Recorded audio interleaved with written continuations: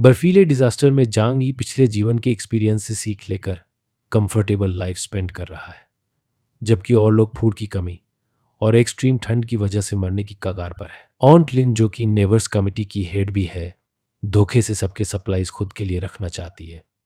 जांग यी ने उसकी चालाकियों का पर्दाफाश करने की कोशिश की और अपनी सप्लाईज छुपा ली। चुन जांग गुस्से में लिन को कॉल करता है। चुन जांग का नाम देखकर उसे ठंड में भी पसीना आने लगता है। फोन उठाते हुए लिन ने बोला, चुन जांग, तुम्हें इस ओल्ड लेडी से क्या चाहिए? चुन जांग पूछता है। लिन, तुमने झूठ बोलकर सबकी सप्लाईज अपने घर में इकट्ठा कर ली। लिन ने मासूमियत से कहा, यह नेवर्स कमेटी का फैसला था, मैं तो बस अपनी ड्यूटी कर रही थी। चुंग जांग बोला, वो और उसके जैसे 10 और उसकी सप्लाईज का वेट कर रहे हैं। लिन ने बात को घुमाने की कोशिश करते हुए बोला, ये सप्लाईज अभी बहुत कम है, अभी बहुतों ने अपने स्टॉक सबमिट नहीं किए हैं। जब तक सबके स्टॉक स्टोर नहीं हो जाते हम इसे नहीं बांट सकते। गुस्साए चुन जांग ने अपने आदमियों के साथ लिन के घर पर हमला कर दिया। इस केयास में अब लॉ एंड ऑर्डर की कोई उम्मीद नहीं बची थी। चुन ने लिन को एक जोरदार थप्पड़ मारा। इस दौरान जांग यी अपने घर पर शांति से सासेज खाते हुए यह सब सर्विलांस कैमरे पर देख रहा था। उसे एक आइडिया आता है और वह लिन के घर का सारा सीन रिकॉर्ड करके बिल्डिंग चैट ग्रुप पर डाल देता है। वे अपने साथ सारा खाना ले गए और पीछे कुछ भी नहीं छोड़ा। लिन ने उनसे प्रेयर किया, कुछ स्टॉक उसका खुद का स्टोर किया हुआ है, प्लीज उसे छोड़ दें, अदरवाइज वो और उसका पोता कैसे सरवाइव करेंगे। चुन जांग ने उसे किक मारा और कहा, यह तुम्हारी प्रॉब्लम है।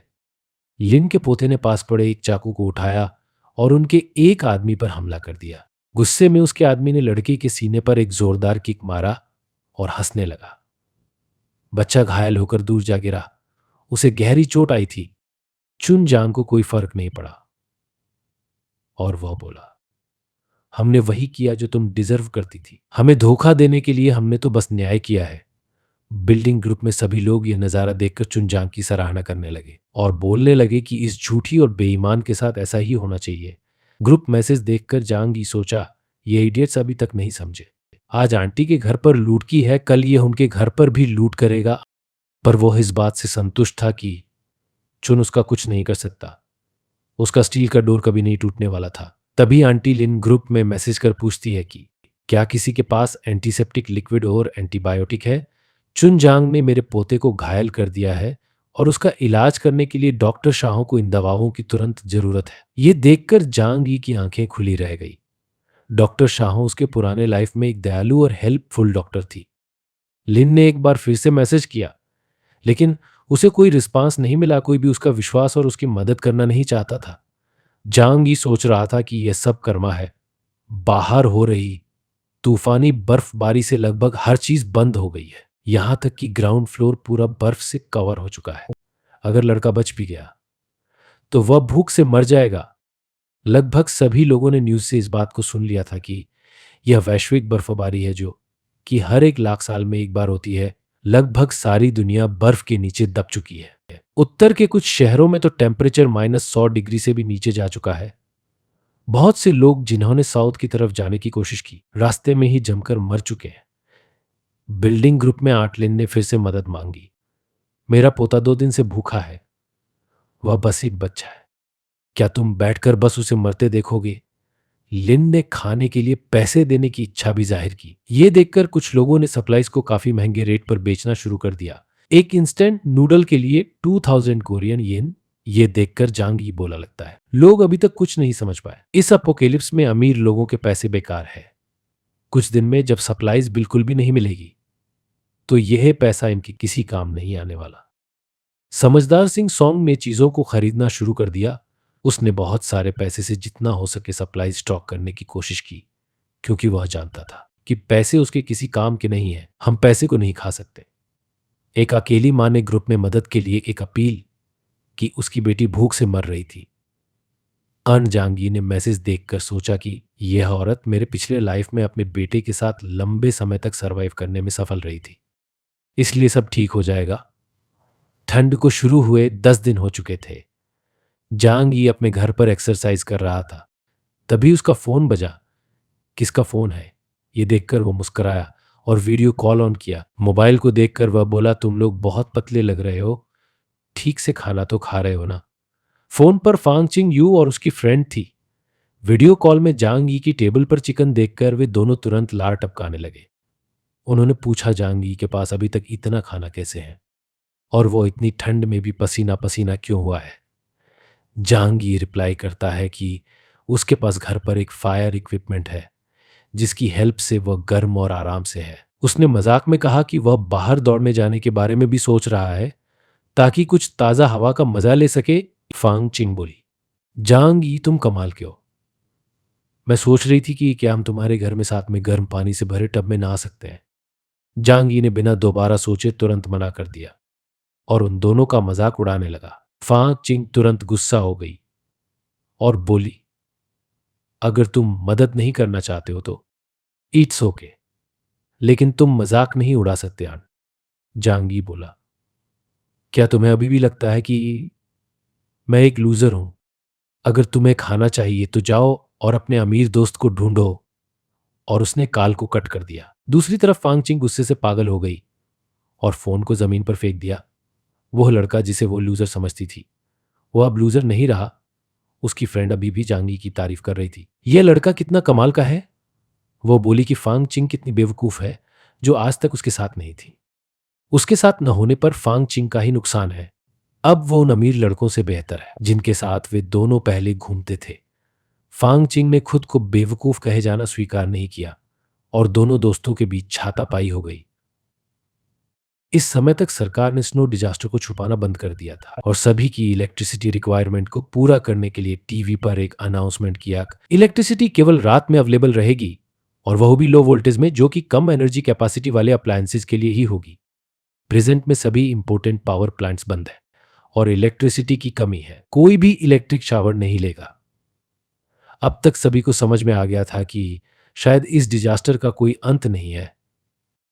10 मिनट बाद दोनों दोस्तों ने यह फैसला किया कि अगर जांग यी सीधी तरह नहीं माना तो हम उसे दूसरी तरह से सबक सिखाएंगे। फांग चिंग ने फोन उठाया और दूसरे लड़के जो पांग को फोन किया और उसे कहा कि जांग यी ने इसका गलत फायदा उठाने की कोशिश की है, वो भी बस इसलिए क्योंकि उसके पास खाना था। आठ जो पांग नाराज होकर गुस्सा करने लगा कि जांग यी एक घटिया व्यक्ति है और उसे सबक सिखाना चाहिए। जो पांग के गुस्से को देखकर फांग चिंग ने उसे जांग यी के खिलाफ और भड़का दिया और कहा कि उसे जांग यी के घर उसका खाना लूटने जाना चाहिए। बहुत जल्द वे तीनों जांग यी के घर के बाहर थे। उन्होंने अपने पास किचन का चाकू छुपा कर रखा था। जांग यी ये सब कैमरे पर देख रहा था। उन तीनों को कैमरे के बारे में कोई आइडिया नहीं था। उन्होंने दरवाजा खटखटाया और जांग यी से दवा के बदले खाना देने की अपील की। यह सब देखकर जांग यी को गुस्सा आ गया और जांग यी ने उन्हें सबक सिखाने का निर्णय किया। तो उसने फिर से पाइप को किचन से जोड़ा। तभी उसकी नजर पास पड़े गंदे पानी की बाल्टी पर गई। जांग यी ने पाइप से उसे कनेक्ट किया और उन तीनों पर गंदगी छोड़ दी। वे तीनों गंदे और गीले हो गए। जांग यी बोला कि यही तुम्हारा खाना है जो तुम्हें मिलना चाहिए, चाहे तो और खा सकते हो। जो पांग ने गुस्से से दरवाजे पर मारने की कोशिश की लेकिन उसे ही चोट लग गई। जांग यी हंसते हुए बोला कि यह दरवाजा स्टील का बना हुआ है और तुम इसे खोल या तोड़ नहीं सकते। कुछ समय बाद इससे निराश होकर जांग यी ने उम्मीद छोड़ दी और सोने चला गया। उसे सोए हुए कुछ ही देर हुआ था कि अचानक एक गोली की आवाज से वह जाग गया। उसे पता था आने वाले समय में कोई भी कानून किसी पर लागू नहीं होगा, लेकिन अचानक गोली की आवाज से वह चौंक गया था। टैबलेट पर सर्विलांस कैमरे की फुटेज को चेक करते हुए वह देखता है कि चुनजांग और उसके साथी घर घर जाकर सबके सामान लूट रहे हैं। बहुत से लोग जो पिछले जिंदगी में उसके खिलाफ थे, उनको वैसे ही सिचुएशन का सामना करना पड़ा जैसा जांग यी के साथ हुआ था। जजांग यी ने बिल्डिंग ग्रुप में सर्विलांस फुटेज की वीडियो भेजी और यह कहा कि अब पूरे बिल्डिंग पर चुनजांग का कंट्रोल है। फुटेज देखकर बिल्डिंग वालों में खलबली मच गई और उन्होंने एक नए सोशल मीडिया ग्रुप का निर्माण किया जिसमें कई लोगों ने जल्द से जल्द चुनजांग के खिलाफ कोई एक्शन लेने की बात उठाई। जांग यी भी इस ग्रुप में था। वह इन मैसेजेस को पढ़कर एक्साइटेड हो रहा था। एक रिटायर्ड सोल्जर ने चुंगजांग के खिलाफ अटैक को लीड करने का प्रपोजल दिया जिसको सभी लोगों ने सपोर्ट किया। ओल्ड मैन ने एडवाइस दिया कि उन्हें सिक्योरिटी और वेपन्स के लिए यंगस्टर्स की जरूरत है। इस चैट में एक लेडी ने तुरंत एक ऑडियो मैसेज भेजा और पूछा कि क्या हम इस तरह किसी को हथियार दे सकते हैं, क्योंकि इसी तरीके से कुछ दिन पहले ऑन्टलिन ने उनसे सप्लाईज की चोरी की थी। ऐसे में बिल्डिंग के रेसिडेंट्स दो ग्रुपों में बंट गए। आधे लोग चुंग जांग पर अटैक करना चाहते थे, बाकी लोग अंकल पर भरोसा करने को तैयार नहीं थे। जांग यी लंच करते हुए सोशल मीडिया ग्रुप में चैट्स को पढ़ रहा था और सर्विलेंस कैमरों की हेल्प से यह भी देख रहा था कि चुंग जांग एक एक कर धीरे धीरे कई घरों में लूट कर चुका है। यह सब देखकर जांग यी ने डिसीजन लिया कि उसे चुन जांग के खिलाफ कुछ करना होगा, क्योंकि अगर कोई और उसके खिलाफ जाएगा उसे चुन जांग सर में गोली मार देगा और यह किसी के लिए अच्छा नहीं है। नेक्स्ट मॉर्निंग एक रेजिडेंट जिसने रिटायर्ड सोल्जर की हेल्प करने का अपोज किया था, उसने रेजिडेंट ग्रुप में हेल्प मांगी। चुनजांग उसका दरवाजा तोड़ने की कोशिश कर रहा था और वह चुनजांग की अगली शिकार थी। चुनजांग को उस लेडी को बाहर निकालने में ज्यादा समय नहीं लगा और एट लिस्ट वही हुआ जो होना था। चुनजांग ने उसके साथ बहुत बुरा किया। फांग चिंग और उसके फ्रेंड ने नर्वस होकर यह समझ लिया था कि उन्हें चुन से बचने के लिए कोई प्लान बनाना होगा। फांग चिंग को एक आइडिया आया, अगर यह बात लीक कर दी जाए कि जांग यी के पास बहुत सारी सप्लाईज है और सभी को एकजुट होकर उसके घर पर कब्जा करने के लिए इकट्ठा किया जाए। उसने कुछ खास लोगों को नए ग्रुप में जोड़ा जिसमें जांग यी भी था और जांग यी को कन्विंस करने की कोशिश करते हुए कहा कि चुन जांग से खुद को बचाने के लिए जांग यी उन सबके साथ मिल जाए। अपने घर में उन 7-8 लोगों को शेल्टर दे ताकि वह सभी मिलकर चुन जांग का मुकाबला कर सके, क्योंकि जांग यी के घर में बालकनी थी और वहां से स्टोर किए गए स्नो से पीने का पानी अवेलेबल हो जाता। जांग यी को चुनजांग की कोई परवाह नहीं थी। जांग यी ने कहा, मुझे किसी की जरूरत नहीं है, मैं अकेला ही चुनजांग को संभाल लूंगा। जांग यी का रिस्पांस ऐसा था कि वह ग्रुप छोड़ने के बारे में सोच रहा है। जांग यी के इस बर्ताव में बदलाव ने फांग चिंग और बाकियों को चौंका दिया। यह लड़का जो 3 महीने पहले तक जोकरों की तरह रहा करता था, इस समय इतना टफ और फ्यूचरिस्टिक थॉट का हो गया है। जांग यी के ग्रुप छोड़ देने के बाद उन सभी ने जांग यी के घर में घुसने और उसके सामान को चुराने की प्लानिंग शुरू कर दी। चश्मे वाला स्मार्ट लड़का बोला कि दरवाजा खोलने के लिए उसका दोस्त लॉक खोलने का तरीका जानता है और अपने साथ छाते ले गए ताकि उन पर पानी या कचरा ना गिर सके। जांग यी सर्विलांस कैमरों की हेल्प से यह सब देख रहा था। उसने हाई वोल्टेज सिक्योरिटी सिस्टम को स्टार्ट कर दिया। प्रोफेशनल लॉक पिकर जैसे ही गेट को हाथ लगाता है, एक जोरदार झटके से दूर जा गिरता है। घायल लॉक पिकर दर्द से कराहते हुए बोलता है, यह लॉक नहीं खोला जा सकता। यह देखकर जांग यी को इन लोगों को शॉक देने का कोई पछतावा नहीं हुआ। चश्मे वाला स्मार्ट लड़का दरवाजे की ओर इशारा करते हुए जांग यी को गालियां देते हुए बोला कि जांग यी एक मॉन्स्टर है और उसे बाहर आने को चैलेंज किया। यह सुनकर जांग यी बस हंस पड़ा और उसने अपनी क्रॉसबो गन उठाई। उसने दरवाजे से चश्मे वाले लड़के को निशाना बनाते हुए उसके बाएं हाथ में एक तीर मार दिया। वह लड़का दर्द से चिल्ला उठा। यह देखकर अन्य 2 लड़के उसकी मदद करने गए और उन्हें भी तीर लग गया। फांग चिंग और बाकी लोग यह देखकर डरकर भाग गए। बहुत मुश्किल से वह सब वहां से निकल पाए। फांग यू चिंग के घर पर एक लड़की जो पांग की कजिन थी और उन सबके साथ जांग यी के घर पर गई थी ने फांग चिंग को एक जोरदार थप्पड़ मारा और बोली, यह सब तुम्हारी गलती है, तुमने हमें यह क्यों नहीं बताया था कि जांग यी के घर में क्रॉसबो गन है। फांग चिंग रिप्लाई करती है कि उसे भी इस बात का पता नहीं था। पिछली बार तो उन पर बस पानी और कचरा ही फेंका गया था। जो पांग हमेशा की तरफ फांग चिंग का बचाव करते हुए कहता है, अभी यह जरूरी है कि उन तीनों का इलाज किया जाए। चश्मे वाले लड़के ने दूसरी लड़की को शांत करते हुए बोला कि हमें ट्रीटमेंट की जरूरत है। लड़की ने तुरंत डॉक्टर जोहो कीर को कॉल किया। डॉक्टर इन एरो इंजरीज को देखकर हैरान थी और बोली, घाव काफी गहरा है और बिना प्रोफेशनल इक्विपमेंट के मैं ट्रीटमेंट नहीं कर सकती। तीरों से छेड़छाड़ करने या उन्हें बाहर निकालने से इन्फेक्शन हो सकता है। मुझे डर है कि हमें अगर एंटीबायोटिक नहीं मिले तो ये खतरनाक हो सकता है। दूसरी लड़की रोने लगी और बोली, जांग यी सच में बहुत क्रूएल है। हम तो वहां बस जांग यी का खाना लूटने गए थे। अगर हम अंदर भी चले जाते तो भी हम उसे जान से नहीं मारते। डॉक्टर जोहो कीर अब तक नहीं जानती थी कि जांग यी कौन है। डॉक्टर ने कहा जल्द से जल्द मेडिसिन का जुगाड़ करना होगा। इस समय तक चश्मा पहना हुआ लड़का दर्द से पागल हो चुका था। फांग चिंग को याद आया, हाल ही के दिनों में जांग यी अचानक कैसे बहुत बदल गया था और उसने घर पर बहुत सारा सामान भी स्टोर किया था। फांग चिंग ने उसे बहुत सारी दवाइयां भी मंगाते हुए देखा था। उसने दूसरों को बताया कि जांग यी के पास बहुत सी दवाइयां हैं क्योंकि उसने पहले से स्टॉक किया हुआ है। हम में से किसी ने उसे नुकसान पहुंचाने की कोशिश नहीं की, बस उसका घर लूटना चाहा। दूसरी लड़की ने फांग चिंग को जो सब हुआ है के लिए जिम्मेदार बताकर उसे मजबूर किया कि वह जांग यी को फोन करें और दवाइयां देने के लिए कन्विंस करें। अब प्लानिंग ये थी कि जांग यी को कॉल करने की कोशिश की जाए, जो कि उसने आसानी से उठा लिया। फांग चिंग फोन पर रो रही थी और कह रही थी कि लड़के मर रहे हैं, प्लीज हमारी मदद करो।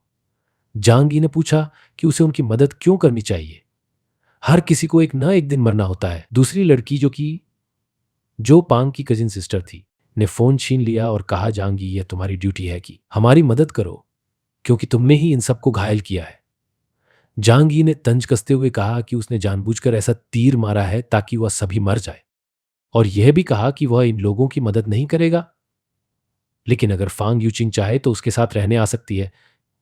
चिंग ने जवाब दिया कि हाँ, चिंग अब से तुम्हारी है, तुम उसके साथ जैसा चाहे कर सकते हो।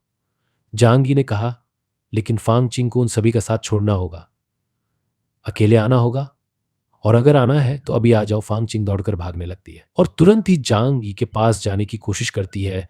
फांग चिंग की दोस्त उसे खींचकर रोकते हुए बोलती है, मैं भी चलूंगी, लेकिन वो उसे धक्का मारकर कहती है कि मुझसे दूर हो जाओ। दूसरी लड़की फिर से फांग चिंग को पकड़कर एक थप्पड़ मारती है और कहती कि तुम एक बेशर्म चुड़ैल हो, आज हम तुम्हारी वजह से इस हालत में हैं और तुम हमें छोड़कर भाग रही हो, हम तुम्हें नहीं जाने दे सकते।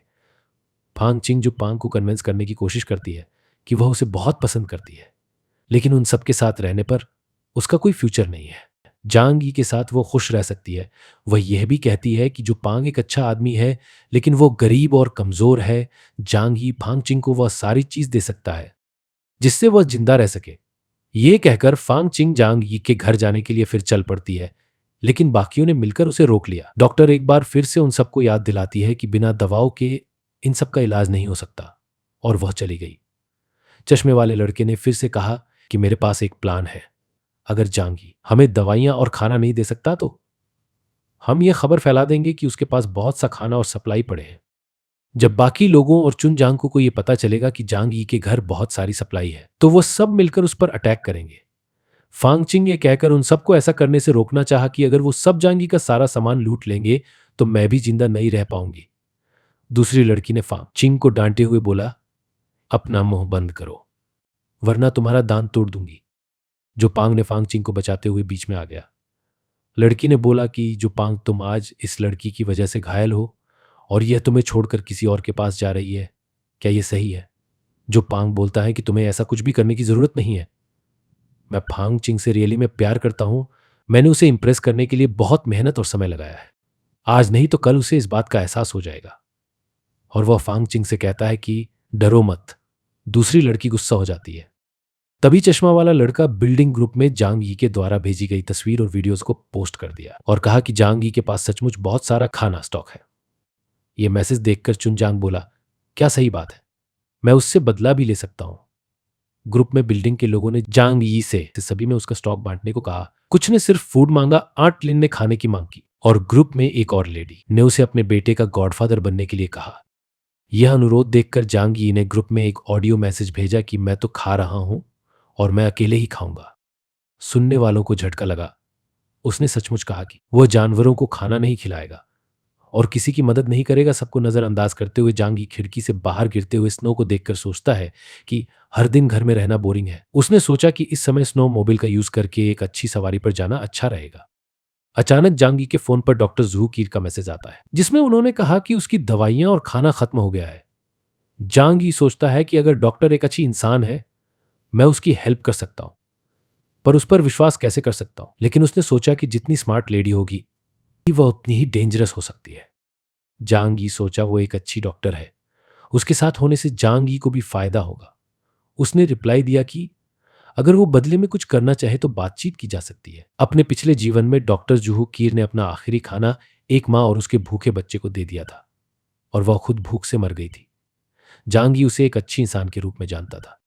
जांग यी कोई जोखिम नहीं लेना चाहता था और फिर से नहीं मरना चाहता था। उसने डॉक्टर को जवाब दिया कि मैं तुम्हें सामान तो दे सकता हूं, लेकिन बदले में तुम्हें कुछ देना होगा। मैसेज देखकर डॉक्टर ने रिप्लाई किया कि वह बदले में कंसल्टेशन दे सकती है। जांग यी रिप्लाई किया, वो खाना और दवाई तो दे सकता है, लेकिन उसे एक फेवर करना होगा। जांग यी को चाहिए कि वो उसकी जासूस बने और लोगों के प्लान के बारे में जानकारी दें। ये टोटली डॉक्टर की चॉइस थी कि वह इस कंडीशन को एक्सेप्ट करें या ना करें। या तो वह भीड़ के साथ जाए और दूसरों की तरह मरे, या तो जांग यी से मिलकर अपनी लाइफ बचाए। डॉक्टर एक पल के लिए सोचती है, क्या ये सही है? लेकिन फिर तय करती है कि वह जांग यी के ऑफर को एक्सेप्ट करेंगी। तभी चश्मा वाले लड़के का मैसेज जांग यी को आता है। वो बोलता है कि क्या तुम हमें खाना दोगे या नहीं? जांग यी मुस्कुराते हुए रिप्लाई करता है कि मैं सब कुछ जला सकता हूं, लेकिन तुम सबको कुछ भी नहीं दूंगा। चश्मे वाले लड़के ने उसे धमकाया कि ठीक है, जैसा भी तुम चाहो, देखते हैं तुम कब तक बचे रह सकते हो। तुम्हें इसका अंजाम भुगतना होगा। चुनजांग बिल्डिंग के और लोगों के साथ मिलकर जांग यी के घर पर अटैक करने का प्लान बनाता है। डॉक्टर जुहू जांग यी को इस बारे में इन्फॉर्म करती है। वो उसे उन सबके साथ नहीं आने की सलाह देता है। चुनजांग बहुत सारे लोगों को अपने साथ लेकर जांग यी के घर में पहुंचता है और बाहर चिल्लाकर उसे धमकी देता है कि जांग यी, अगर तुम मरना नहीं चाहते तो बाहर आ जाओ। जांग यी कैमरे पर यह सब देखकर मुस्कुराते हुए सोचता है, चुनजांग और सूजी चौ की जोड़ी वाकई में अच्छी है। ये इतने लोगों को झूठ मूठ में मरने के लिए ले आए। ये कहकर वो इलेक्ट्रिक शॉक का स्विच ऑन कर देता है। जैसे ही कुछ लोग जांग यी के गेट पर हमला करने की कोशिश करते हैं, उन्हें हाई वोल्टेज करंट का झटका लगता है और वह वहीं गिर जाते हैं। बाकी सभी लोग ये देखकर डर जाते हैं और वहां से वापस जाने की कोशिश करते हैं। जैसे ही उन्होंने वापस मुड़ने की कोशिश की, चुनजांग और उसकी गैंग ने उन्हें घेर लिया। उसने आर्डर दिया कि अगर वे दरवाजा तोड़ने की कोशिश करना बंद किए तो मारे जाएंगे। लोगों को प्रेरित करने के लिए चश्मे वाला लड़का आगे आया। उसने अपने चोट से तीर निकाल दी थी। वो बोला कि उन्हें जांग यी को मारकर उन सभी का बदला लेना होगा जिन्हें जांग यी ने मारा है। इसके साथ उसने ये भी बताया कि अंदर आग जलाने का चूल्हा और काफी सारा खाना भी है। उत्साहित होकर सभी पड़ोसियों ने लकड़ी का एक बड़ा सा लट्ठा उठाया और दरवाजा तोड़ने की कोशिश करने लगे। ये देखकर वाइन पी रहे जांग यी ने फैसला किया कि उसे उनकी हेल्प करनी चाहिए। उसने अपना साउंड सिस्टम निकाला और एक्शन म्यूजिक बजा दिया। अंदर से आ रही म्यूजिक की आवाज सुनते ही लोगों का गुस्सा और बढ़ गया। काफी समय तक प्रयास के बाद भी दरवाजे पर कोई खरोंच नहीं आई। लोग भूख और थकान से बेहोश होने लगे। उनमें से एक ने एक मैग्नीफाइंग ग्लास लेकर गेट में लगे मेटल की जांच की और कहा कि यह गेट बैंक वाल्ट की तरह है और टैंक भी इसे नहीं तोड़ सकता। दूसरी तरफ जांग यी ने अपनी क्रॉसबो गन तैयार रखी थी और एक आदमी के गले पर निशाना लगाकर उसे घायल कर दिया। बाकी नेबर्स चिल्लाते हुए भागने लगे और कहा कि जांग यी के पास वेपन है। जांग यी ने जिन लोगों पर निशाना लगाया था वह दरवाजे की ओर देख भी नहीं रहे थे। अंदर खड़े जांग यी को इसका कोई गिल्ट नहीं हुआ। वह तो बस सेल्फ डिफेंस कर रहा था। दरवाजा स्टील का और मोटे धातु का बना था। चश्मे वाले लड़के ने दीवारों को तोड़ने का आइडिया दिया। लोग दीवार तोड़ने लगे, तभी मेटल के टक्कर की आवाज सुनाई दी। चश्मे वाले लड़के को तीरों का डर नहीं था। उसने दीवारों की जांच की। दीवारों में भी स्टील की परत थी। सभी यह देखकर चौंक गए कि आखिर कोई क्यों दीवारों में स्टील डालता है। जांग यी वही व्यक्ति था जिसने इस स्थिति के होने का अंदाजा पहले से ही लगा लिया था। उन्होंने कई जगह पर दीवार तोड़ने की कोशिश की, पर हर जगह उन्हें धातु की दीवारें मिलने लगी। वो उसकी अपार्टमेंट के ऊपर और नीचे गए और हर तरफ से उसे तोड़ने की कोशिश की, पर जैसा कि उन्हें उम्मीद थी, हर जगह मेटल शीट्स लगी थी। जांग यी एक अभेद्य किला बना चुका था। बिना इक्विपमेंट के दीवारों को तोड़ना इम्पॉसिबल था। नेवर्स को समझ आ गया कि जांग यी को शायद इस स्नो डिजास्टर के बारे में पहले से पता था, इसलिए उसने अपने घर को इतना सिक्योर बनाया। सभी गुस्से और भूख से पागल थे। अचानक तभी एक पड़ोसी को याद आया कि जांग यी के अपार्टमेंट में बालकनी में कांच लगा है। यह आइडिया सुनकर सब फिर से उत्साहित हो गए और पड़ोस के अपार्टमेंट से लकड़ी की मोटी शीट्स का इस्तेमाल करके जांग यी के अपार्टमेंट में घुसने की योजना बनाने लगे। जांग यी शांति से बैठा रहा। कई लोग बगल की बालकनी से जांग यी की बालकनी पर इकट्ठे हो गए। अनफॉर्चुनेटली उन्हें नहीं पता था कि बालकनी से उसकी अपार्टमेंट में अंदर जाने वाला कांच बुलेट प्रूफ था और वो उस पर खरोच भी नहीं डाल सके। उन्हें कांच पर हमला करते हुए देख जांग यी ने एक शराब की बोतल उठाई और उसमें कपड़ा डालकर आग लगा दी और बालकनी की टेरेस में बने एक छेद के सहारे उनके ऊपर फेंक दिया। वो बोतल टूटते ही चारों तरफ आग फैल गई। उनमें से कई पूरी तरह से जल गए। उनके लिए यह सेकंडों का आतंक था। जलने वालों में से कुछ जलते और दर्द से चिल्लाते हुए बालकनी से कूद गए। बाकी बचे लोग लकड़ी के तख्ते के सहारे बगल की बालकनी में वापस जाने की कोशिश करने लगे, लेकिन वहां पहले से खड़े चश्मे वाले लड़के के साथ अन्य लोगों ने उन्हें वापस आने नहीं दिया ताकि वह सभी सेफ रह सके। जले हुए लोग लकड़ी से नीचे कूद गए। एक तो लकड़ी पर ही गिर गया। दूसरी तरफ खड़े लोग आग की गर्मी से खुद को गर्म करने लगे। कुछ समय बाद भूख से तड़पते हुए कुछ पड़ोसी फिर से जांग यी की बालकनी पर आ गए और कांच के सामने खड़े होकर खाने की भीख मांगने लगे।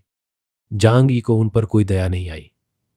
जांग यी उनके सामने गर्मा गर्म नूडल्स दिखाकर खाने लगा, यहां तक कि उसने नूडल्स को एक टेबल पर उनके सामने रख दिया और बोला कि जो भी चुनजांग का सिर लेकर आएगा उसे 1 हफ्ते तक खाना मिलेगा। यह सुनकर सभी एक्साइटेड हो गए और चुनजांग की ओर देखने लगे। चुन के पीछे खड़े हुए लोगों ने भी यह सुना, उन्होंने भी जांग यी की बात सुन ली। चुन को मारने का मतलब था 1 हफ्ते का खाना। चुन जांग ने जल्द ही दरवाजे को बंद कर दिया। बाकी लोग जो उसकी तरफ बढ़े वे चुन के आदमियों और गन की वजह से उसका कुछ भी नहीं बिगड़ पाए। जांग यी ने ऑनर्स ग्रुप में अनाउंसमेंट पोस्ट कर दी कि जो भी चुन को मारेगा उसे 1 हफ्ते का खाना मिलेगा। अगली सुबह उनमें से कुछ लोगों ने घात लगाकर चुन के ऊपर हमला करने का प्लान बनाया।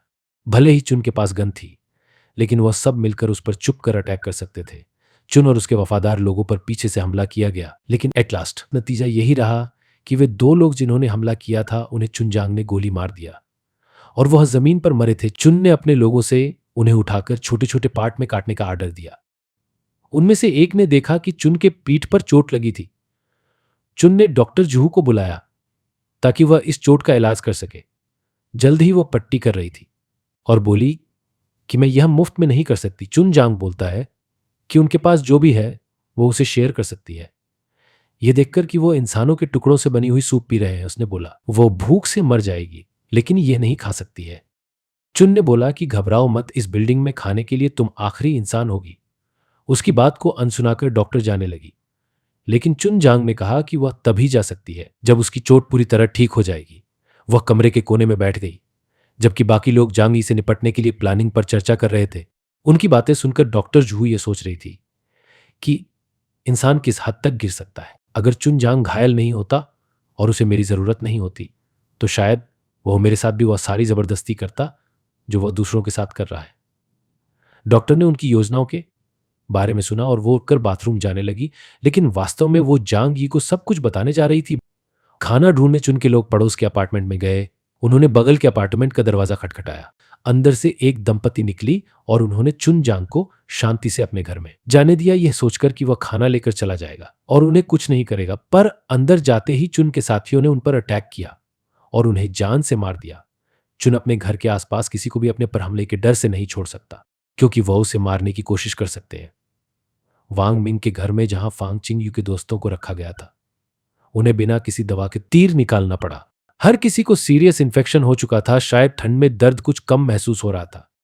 जो पांग ने अपनी कजिन से एक बार फिर जांग यी को कन्विंस करने की कोशिश करने के लिए कहा, उसने यह कहते हुए इस बात को टाल दिया कि ऐसा करना बेकार होगा। दिन बीते गए, जांग यी आराम से रह रहा था और अपने स्टोर की हुई खाने से जिंदगी अच्छी काट रहा था। दूसरी तरफ चुन हर समय यह सोचकर डरता रहा कि कहीं उस पर फिर से घात लगाकर हमला न किया जाए।